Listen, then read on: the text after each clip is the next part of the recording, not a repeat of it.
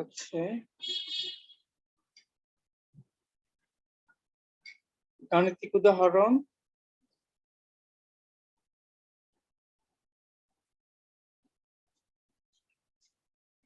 4.29 এটা 4.29 পৃষ্ঠা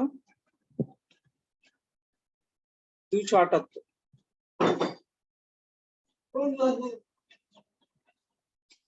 এই প্রবলেমটা সলভ করে আমরা বেশ কয়েকটা শর্টকাট শিখবো আজকে। এমসিকিউর জন্য শর্টকাট।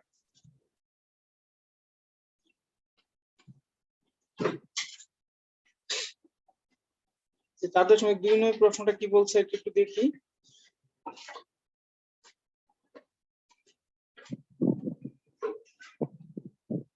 প্রশ্নটা হচ্ছে এরকম, 3 মিটার পার সেকেন্ড বেগে 2 কেজি ভরের একটি বস্তু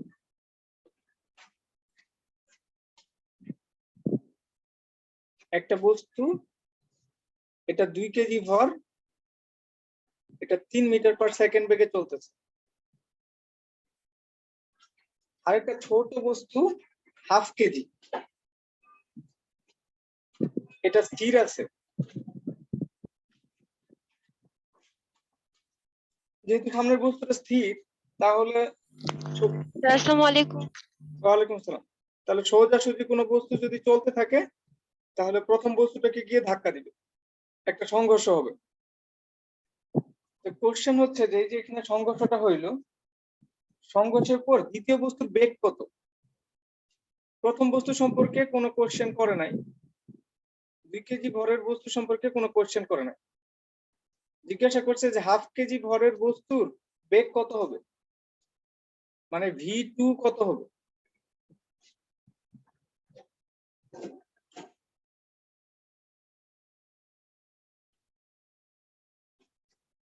তো দ্বিতীয় বস্তুর ভরের গতি কত হবে এটা জানার জন্য বিভিন্ন ধরনের সমীকরণ আছে আমাদের।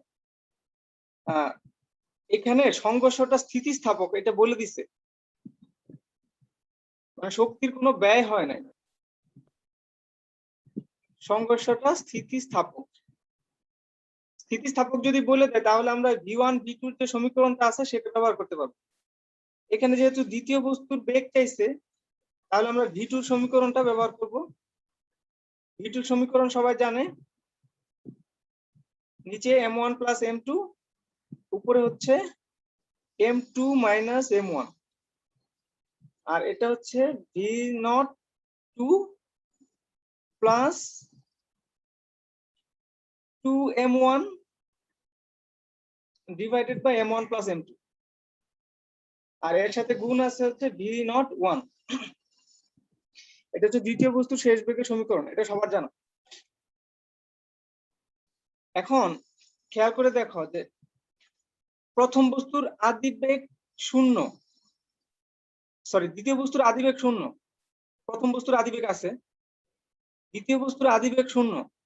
দ্বিতীয় বস্তুর আদিবেগ 0 হওয়ার কারণে এই সামনের যে অংশটুকু, এই অংশটুকু 0 হয়ে যাবে, কারণ 0 দিয়ে যাই গুণ করি না কেন যার সাথে 0 হয়ে যায়। তাহলে এই অংশটুকু আমরা পরের লাইনে বাদ দিয়ে লিখতে পারি, যেহেতু দ্বিতীয় বস্তুটা স্থির ছিল। আমরা একটু লিখি সমীকরণটা, তাহলে এই অংশটুকু যেহেতু 0 হয়ে গেল তাহলে পেছনের অংশটুকু থেকে যাবে, 2m1 divided by m1 plus m2 into v01। এখন আমরা মানটা বসাবো। মানটা যদি বসাই 2 ইন্টু m1, m1 হচ্ছে প্রথম বস্তুর ভর, তো প্রথম বস্তুর ভর 2 কেজি, এটা যদি আমরা বসাই 2, তারপরে প্রথম বস্তুর ভর আবার, তারপরে নিচে দ্বিতীয় বস্তুর ভর হাফ কেজি ইন্টু প্রথম বস্তুর বেগ 3, এটা যদি বসায়া দেই তাহলে আমাদের রেজাল্ট কত আসে? 4.8। আচ্ছা, এই অঙ্কের রেজাল্ট হবে 4.8 মিটার পার সেকেন্ড। এই অঙ্কটা সিলেক্ট করার একটা কারণ আছে, খেয়াল করে দেখো প্রথম বস্তুর বেগ কত ছিল 3। ভালো করে খেয়াল করবা, এটাতে শর্টকাট আমরা করব। প্রথম বস্তুর বেগ ছিল 3, কিন্তু সংঘর্ষের পরে দ্বিতীয় বস্তুর বেগ প্রায় ডাবল হয়ে গেছে 4.8।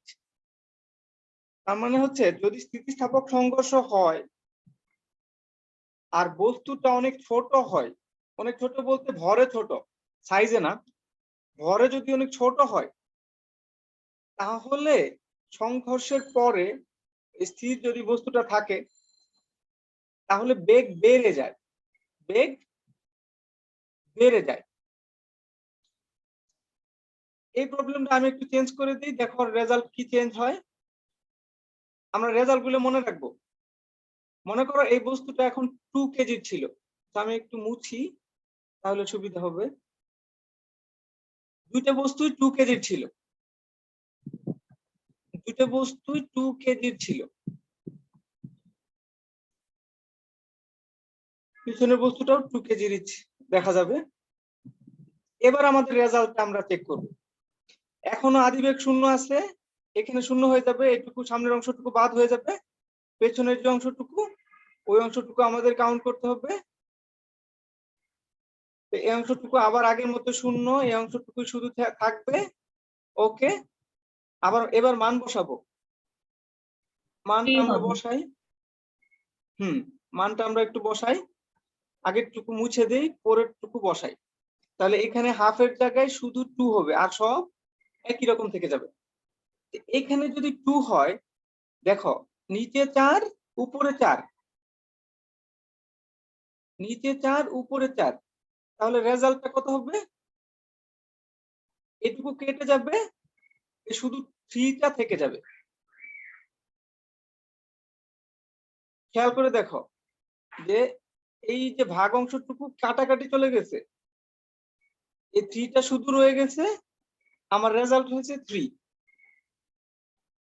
এই যে ঘটনাটা ঘটলো, এই ঘটনাটা শুধুমাত্র একটা কেসেই সম্ভব। কেসটা হচ্ছে যদি দুইটা বস্তুর ভর সেম হয়, দুইটা বস্তুর ভর সেম হয় আর তারা সংঘর্ষে লিপ্ত হয়। সমভরের দুইটা বস্তু যদি সংঘর্ষে লিপ্ত হয়, তাহলে বস্তু দুটা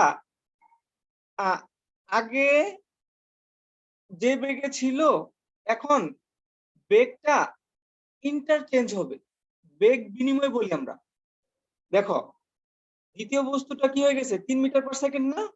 আমরা যদি প্রথম বস্তুর বেগটা বের করতাম, v1 বের করতাম, তখন পাইতাম আমরা 0।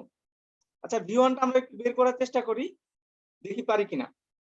আরেকটা পেজ নেই, ওইখানে গিয়ে v1টা বের করব। v1টা যে 0 এটা আমরা চেক করে দেখি।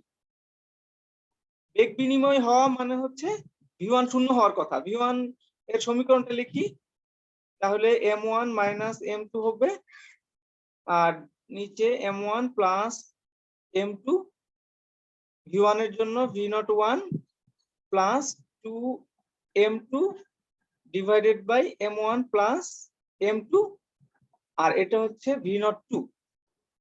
ওকে, এবার আমরা প্রথম সংঘর্ষের পরে প্রথম বস্তু শেষ বেগ বের করতে চাই। এই প্রথম বস্তুটার শেষ বেগ কত এটা বের করতে চাই। তাহলে বাকি মানগুলো বসায় দেই, দেখি কি হয়। তো বাকি মানগুলো যদি বসায় দেই, v2 তো আগের থেকে 0, তাহলে এইটুকু নিয়ে আর টেনশন করার দরকার নাই। তাহলে v2 যেহেতু আগে থেকে 0, প্রথমেই এই বস্তুটা স্থির ছিল, তাহলে এইটুকু 0 হয়ে যাবে। v2 যেখানে আছে 0, এখানে কি হয় দেখি। প্রথম বস্তুর ভর 2, দ্বিতীয় বস্তুর ভর 2, এরকম একটা সংখ্যা আসে, আর প্রথম বেগটা ছিল 3। উপরের দিকে খেয়াল করো, উপরে 2 মাইনাস 2 0 হয়ে যাচ্ছে, রেজাল্ট হয়ে যাচ্ছে 0। তার মানে হচ্ছে প্রথম বস্তুটা থেমে যাবে, সংঘর্ষের ফলে প্রথম বস্তুটা এখানে গিয়ে থেমে যাবে, আর দ্বিতীয় বস্তুটা প্রথম বস্তুর বেগে চলতে থাকবে। শর্ত হচ্ছে দুইটা বস্তুর ভর একই হতে হবে, দুইটা বস্তুর ভর একই হতে হবে। এবার এই প্রবলেমের মধ্যেই, এই প্রবলেমের মতো করে আরেকটা কেস দেখো। এই কেসটার নাম আমি দিছি যে প্রথম বস্তু দ্বিতীয় বস্তু খুব ভারী হলে, দ্বিতীয় বস্তু তোমরা ওটা লিখো খুব ভারী হলে।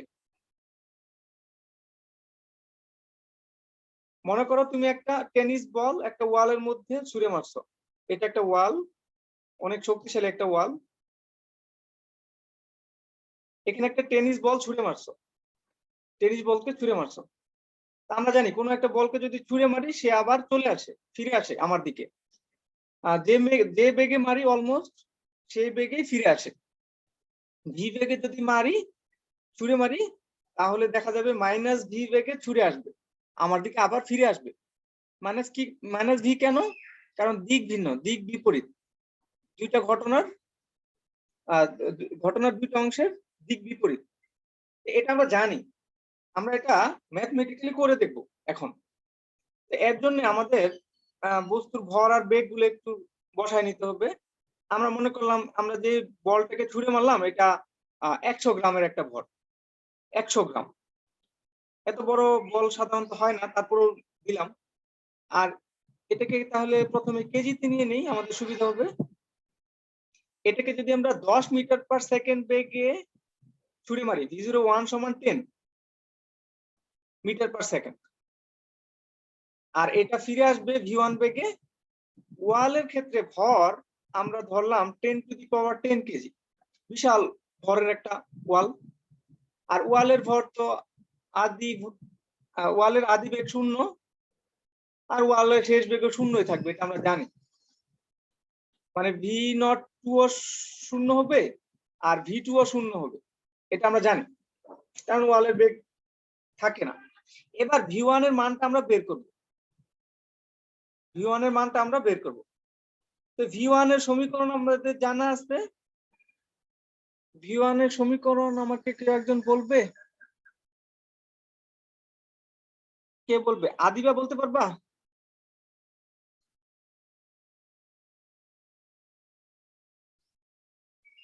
সংঘর্ষের পরে প্রথম বস্তুর শেষ বেগ,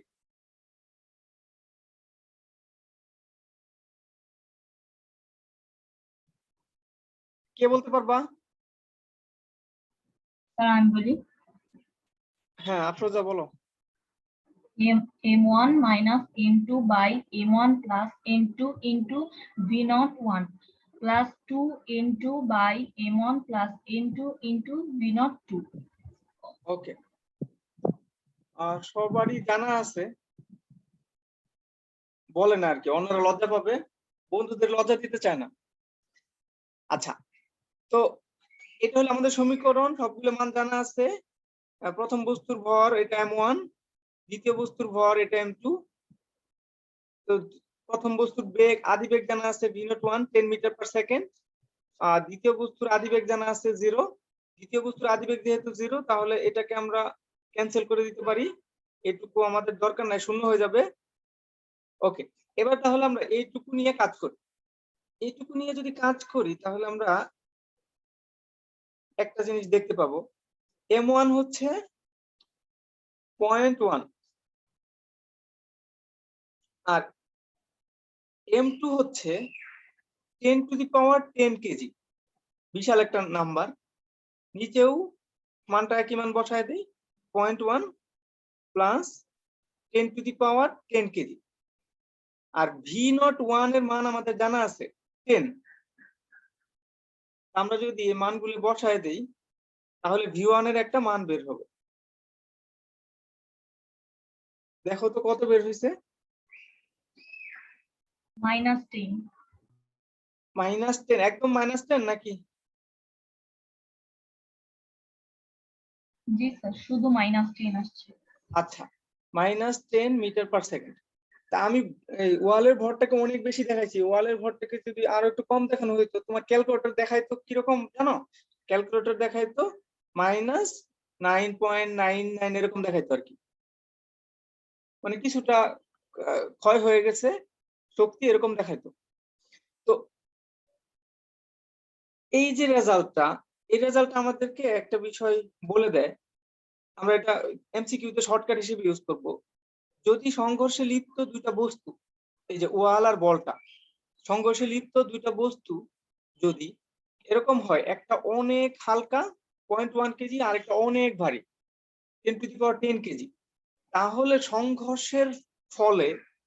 সংঘর্ষের ফলে হালকা বস্তুটা যে গতিতে আঘাত করছিল ভারী বস্তুকে, ঠিক একই গতিতে বিপরীত দিকে ফিরে আসবে।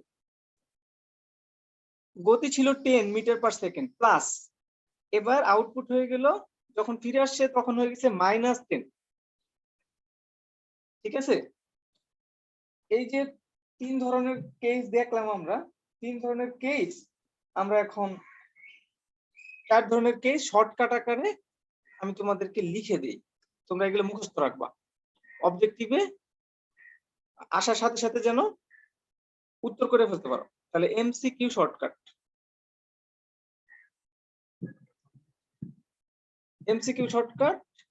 এটা কিন্তু সৃজনশীলে ব্যবহার করা যাবে না, এমসিকিউ অনলি, কারণ এটা করতে গেলে অনেক সময় দরকার পড়ে। অনেক সময় প্রথম যে কথাটা সেটা হচ্ছে সমভরের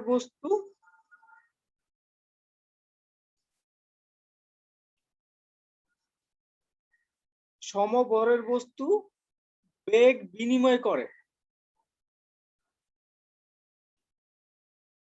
সমভরের বস্তু বেগ বিনিময় করে, আমরা দেখছিলাম যে v1 হয়ে গেছিল 0 আর v2 হয়ে গেছিল 3। সমভরের দুইটা বস্তু যখন সংঘর্ষে লিপ্ত হয়েছিল, সংঘর্ষের পরে দেখা গেছে একটার বেগ আরেকটা নিয়ে নিছে, যেটা স্থির ছিল সেটা গতিশীল হয়ে গেছে, যেটা গতিশীল ছিল সেটা স্থির হয়ে গেছে। শুধু এরকমই না, যদি মনে করো একটা 1 মিটার পার সেকেন্ড বেগে চলতো আর একটা 2 মিটার পার সেকেন্ড বেগে চলতো, তাহলে সংঘর্ষের পরে 1 এরটা 2 হয়ে যেত, 2টা 1 হয়ে যেত, যদি সমভর হয়, দুইটার সেম ম্যাচ থাকে। 2 নাম্বার, আমরা এটা মুখস্থ করে ফেলবো। 2 নাম্বার হচ্ছে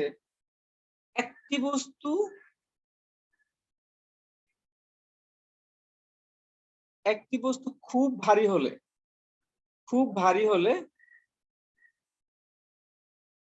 দ্বিতীয় বস্তু একই বেগে পেছনে ফিরে যাবে, একই বেগে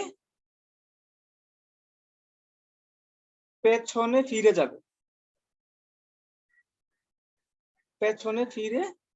যাবে, বলের ক্ষেত্রে ওয়ালে যখন তুমি স্ট্রাইক করছো, ওয়ালের দিকে যখন বলকে তুমি ছুঁড়ে মারছো, তখন তুমি দেখছো যে বলটা আবার একই বেগে পেছনের দিকে ফিরে যাচ্ছে, বেগের মানটা শুধু ঋণাত্মক হয়ে গেছে, জাস্ট, আর কিছু না।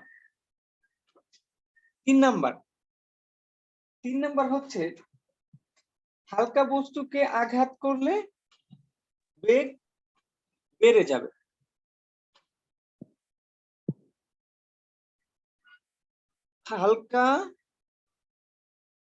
হালকা বস্তু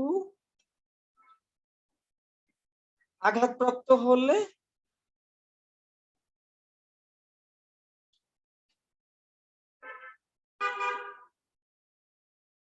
আচ্ছা, স্থির হালকা বস্তু বলতে পারো, স্থির হালকা বস্তু আঘাতপ্রাপ্ত হলে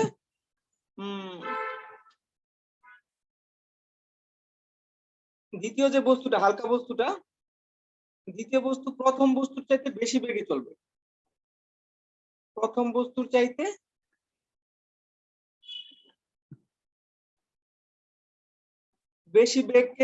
বেশি বেগে চলবে। ওইটা আমাদের যে উদাহরণটা ছিল, একটা হালকা বস্তু ছিল, 1/2 কেজি ভরের একটা বস্তু ছিল, দেখছি যে 3 মিটার পার সেকেন্ড বেগে 2 কেজি ভরের একটা বস্তু আঘাত করছে, কিন্তু 1/2 কেজি ভরের বস্তুটা 4.8 মিটার পার সেকেন্ড বেগে ছোটা শুরু করছে। এটা হচ্ছে যদি কোনো বস্তু হালকা বস্তুকে আঘাত করে, তাহলে হালকা বস্তুর বেগ ভারী বস্তুর বেগের চাইতে বেশি হয়ে যাবে সব সময়। তুমি তোমার কাছে যদি একটা বড় একটা বল থাকে আর একটা ছোট বল থাকে, হালকা বল থাকে ঘরে, তাহলে বড় বল দিয়ে যদি ছোট বলকে তুমি আঘাত করো, তাহলে দেখবা যে ফুটবলটার চাইতে টেনিস বলটা আরো অনেক দ্রুত গতিতে ছুটে যাচ্ছে। চেক করে দেখতে পারো বাসায়। আর কোন কন্ডিশন আমরা পড়েছি?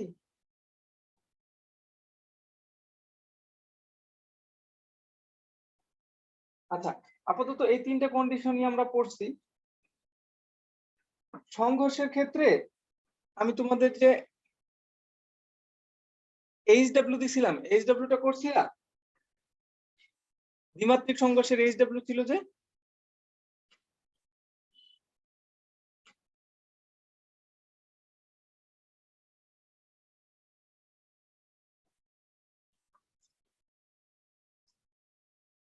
কি সবাই চুপ কেন? দ্বিমাত্রিক সংঘর্ষের একটা এইচডব্লিউ দেওয়া ছিল।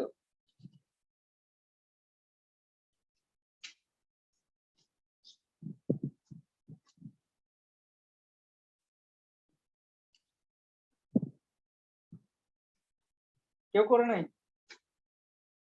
আচ্ছা, না করলেও চলবে যেহেতু করে নাই। আচ্ছা, তাহলে আমি আরেকটা শর্টকাট তোমাদের মনে করাই দিই। তোমরা 9 10-এ পড়ছিলা,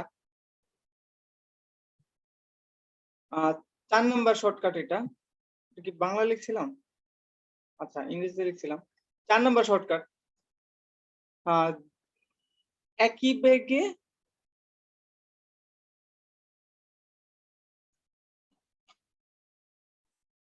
বেগে বিপরীত দিক থেকে আসা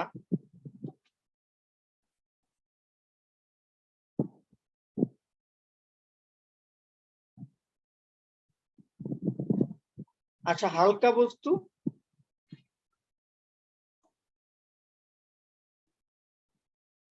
তিন গুণ বেগে পেছনের দিকে ছুটে যাবে।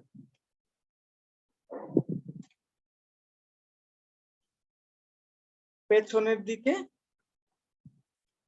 ছুটে যাবে, আর বড় বস্তুর বেগ অপরিবর্তিত থাকবে। বড় বস্তু আগের বেগেই চলবে।